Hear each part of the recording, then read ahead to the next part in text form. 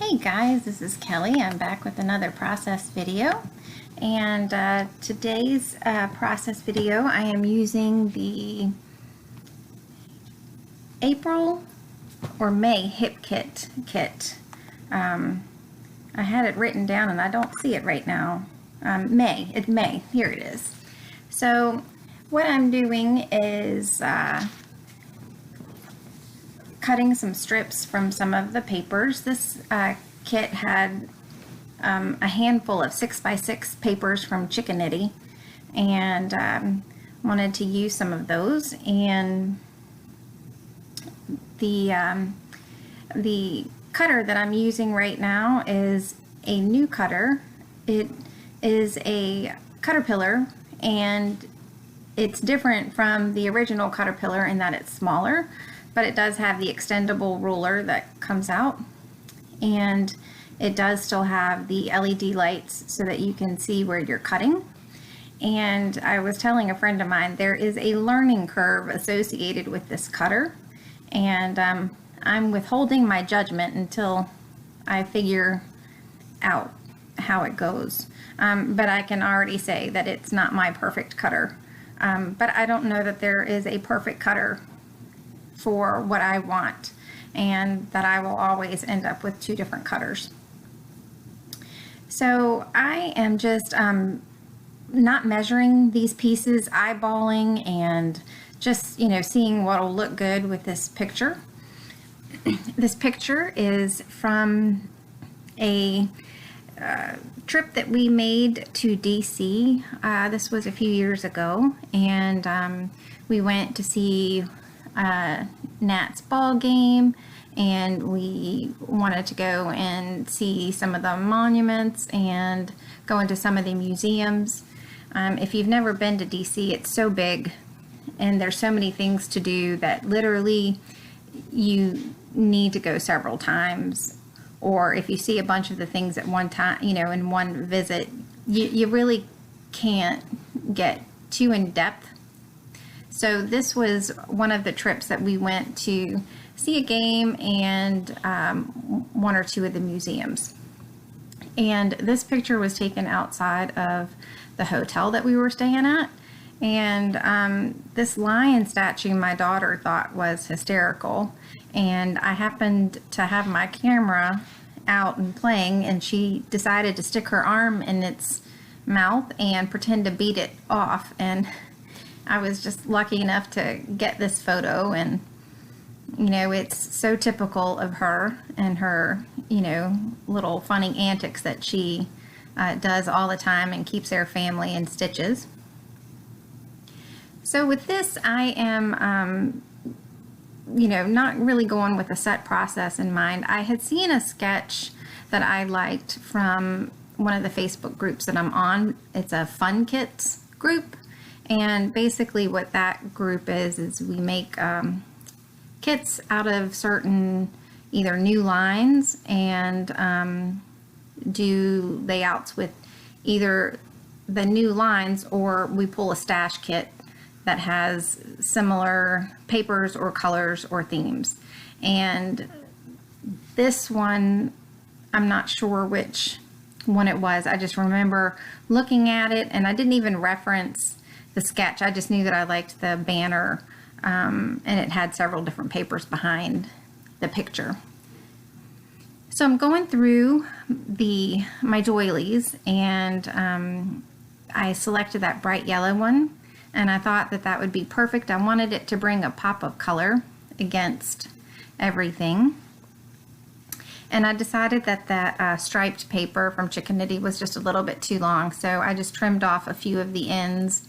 And I liked the way that it looked. It felt like it had a little bit more of a balance for me, and it also allowed more of the doily to show. And when I went through the embellishments, basically I went through and just pulled out anything that had some of the colors or phrases or things that looked like they could work or be appropriate for this layout, and then decided to just kind of further narrow down my choices. I do know at this point that I like the way the frame's looking. I am going to use the frame, but I didn't want it to stick down because I wanted to machine stitch around the edges. So here I have changed out my background paper. When I came back to it, it just looked a little blah, and I didn't necessarily want to do any mixed media on this page. I like to change up what I'm doing sometimes and not always do the same thing. And this piece of paper was from a pad that I found at Michael's, and it had different color washes. And the papers are great. They, you know, some of them have like greens and yellows or blues and pinks or just pinks. And I found this one that has like a little blue ombre, a blue to white ombre effect, and thought that it helped pop the colors off of the page and also brought out the blue in the frame. So at this point, I'm just trying to establish some of my clusters. The tag and the pineapple are from the embellishment clusters, and so is the fruit punch. I typically like my embellishments to make sense, but I'm trying to be a little more artistic and to give up a little bit of the OCD part. Otherwise, some of these embellishments just would not get used up. So this pineapple says, "You are one fine apple," and I thought that, you know, could be, you know, used for this. And the fruit punch I thought was appropriate because, you know, she is kind of fruity in a funny kind of way. And let's see. So I'm just playing around with that. I popped a couple of them up, and that green "Love Today" on the left hand side I thought would be nice and help tie in the title. The title is enamel word stickers from Chickanetti, and I've said it before, I'm not the most creative when it comes to titles, so I thought when I saw this hashtag and awesome that it would be perfect for this. And with this, I had some strips, you know, that were left from cutting over, or, you know, from trimming down, so I decided to make a cluster in the upper left hand to help balance out the page, and also to make a shelf for my title. And I did edit out a little bit of that cluster because you saw my head and you saw that the roots needed to be done.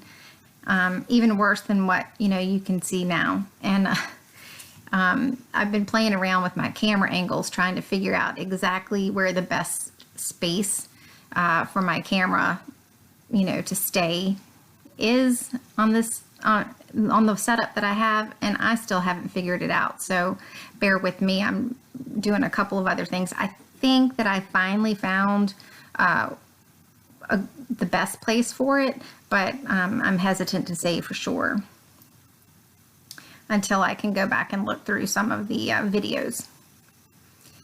So I am just taking out bits and pieces from the kit, trying to see what else I can come up with.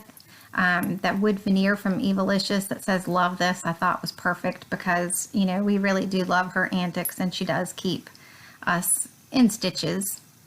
And I had pulled the washi and used a little strip of it under the pineapple, and I was trying to see if I could use it anywhere else on this page, but I don't think that I am able.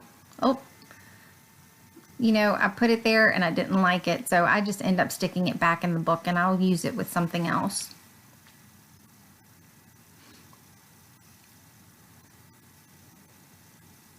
So at this point, I'm still going through the embellishments. There's so many people that, you know, can make their layers work with a ton of the embellishments, and they get so many of them used up from a pack. And, you know, for me, I try, but I can never make them look as pretty as other people can. So I just will probably just stay with my, not minimalist, but the fewer embellishments, just because I can't get it, you know, to look like some people can. So I'm just taking some twine from my stash, and I decided that I don't like that tag without the reinforcer, and I had a couple of them already punched out from doing the tags on for my mist sample tags, and just used that hole, which was great to have already done. And this little trick I'm doing, the twine is in the shape of the card, and I didn't want it to have those awful bends, so you just stick a little water on your fingers and you pull it straight, and it helps straighten out the twine so you don't have that big bend. So I decided that I wanted this wood veneer to be embossed and to have some more color, because I felt like this page had so much color that the wood veneer just kind of stood out.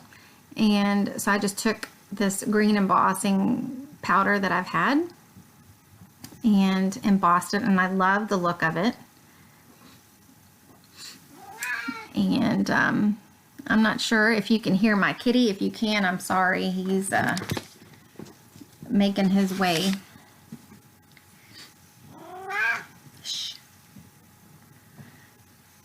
So I'm using my quick dry adhesive from Scotch with the fine line applicator that so many people now have, and I am now in love with it. It works so well and definitely makes the process of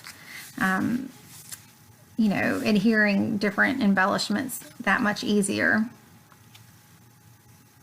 And I'm going through my mist, and you will see a boo-boo and then how I have to fix it, and trying to figure out which colors I wanted. And my first thought was to do black, but then I thought, no, I really want to do some colors. So I'm going through the ones and figuring out which ones that I think are going to be the best color-wise.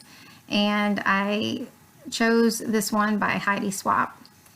And so I wasn't sure between the two and decided, okay, I'm going to go with the lighter one. And I started doing it, and I thought, after I did a little bit of it, that I just could not stand it. It didn't look like it was blood. You know, sometimes red mist droplets can. It just didn't look good. So I'm taking out my black ink, and you're going to see that I splatter some, but I'm creatively just like going back in with a brush and covering up some of these blobs. And this ink is so thick that it's really nice. It covers it up, and you can't tell that at first I misted with a different color. So that's pretty much it in this layout. I do have some close-up shots at the end, and just wanted to thank you guys for hanging out with me today and watching the video. And if you haven't checked out my subscriber video, it's the video before this, and it closes on Friday. So I hope to hear from you, and I will see you soon. Bye.